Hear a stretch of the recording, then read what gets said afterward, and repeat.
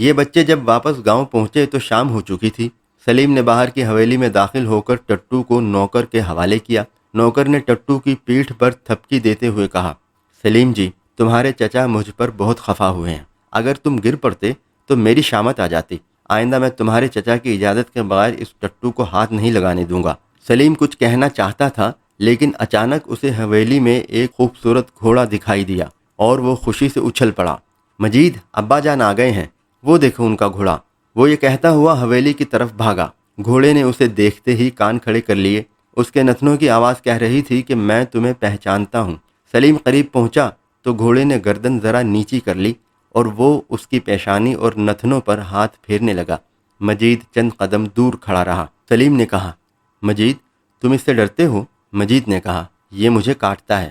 سلیم کی وہ پریشانی جس کا باعث فاختہ کے بچے کے متعلق مجید کی بے توجہی تھی، اب دور ہو چکی تھی۔ اب اسے اس بات کا خطرہ نہیں تھا کہ مجید گھر جا کر دوسرے بھائیوں اور بہنوں کے سامنے اس کا مذاق اڑائے گا۔ اس نے فخریہ لہجے میں کہا، اس سے گاؤں کے سب بچے ڈرتے ہیں، میں نہیں ڈرتا۔ تم اس لیے نہیں ڈرتے کہ یہ تمہیں کاٹتا نہیں۔